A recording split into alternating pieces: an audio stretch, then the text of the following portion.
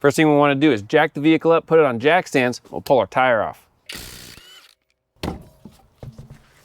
With our wheel turn, we get better access to our caliper. We have two 14mm bolts. I'll get a little screwdriver, pop this off. There we go. Then we'll hang our caliper. There, nice. Pop our old pads out. Our bracket is a 17mm.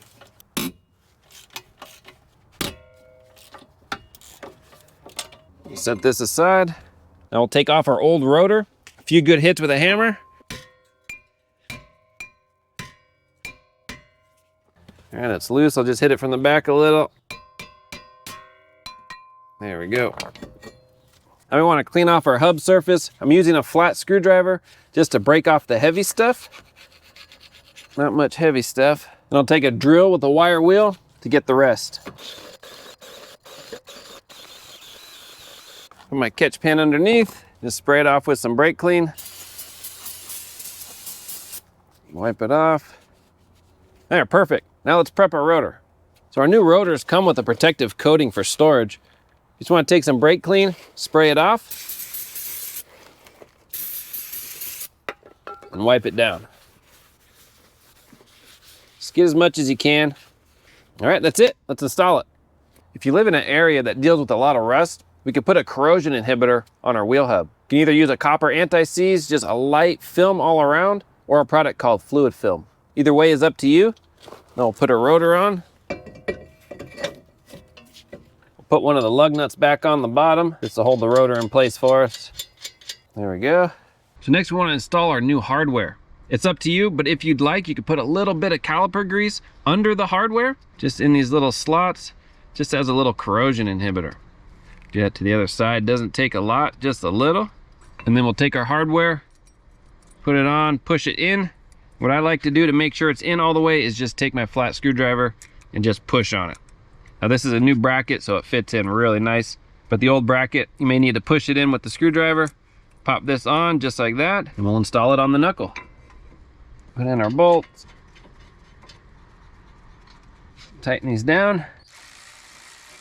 And the information I have says these are 88 foot-pounds. Well, the top one is a little tricky. I use a 3/8 extension with an adapter for my 1/2 inch. That'll get me around that lower strut bolt. Now we can put our pads on. We want the wear indicator on our inner pad bottom. Slide that on, just like that. Put the outer on, just like that. Now that we've replaced our bracket, let's go ahead and replace our caliper. We have a catch pan underneath just in case we drip any fluid, and a pair of pinch off pliers are gonna come in handy. We'll just pinch the hose right here, just like that. And then it's a 12mm. We're gonna tip our caliper up and just hold it with our hands like that. Take this off. Now we have a new banjo bolt, so we're not gonna reuse this one. And we'll just pop this off like that. Perfect. Now there is brake fluid in here, so we'll just tip it upside down in our catch pan and let that all drip out. Now we'll take a rag and just make sure that our surface is clean on this. Looks really good. We'll get our new caliper. We want our banjo bolt with a washer. That'll go through our hose. Then we'll put a washer on the other side, just like that. So 2 washers. We'll get our caliper, put that on, and just thread in our bolt. All right, just like that. And we'll actually set our caliper on. Angle you down a little. Put our bolt in. These are torqued to 20 foot-pounds. Then we can torque our banjo bolt. I don't have a torque spec for this, but I'm gonna go with 20 foot-pounds as well. Before we take this off, we'll crack our bleeder and we'll get ready to bleed it. Crack this loose. There we go. Now it's good to have a partner for bleeding, but because I work alone, I just have a hose in a bottle with a little bit of brake fluid already on the bottom. So we'll set this on the ground, put this on our bleeder. Make sure your master cylinder is full. I'll take off our hose clamp, go inside and push on the brakes. I'll aim the camera towards the bottle so you can see all the bubbles coming out. That's our air in the system. Once all the bubbles are done coming out, we know we're bled properly.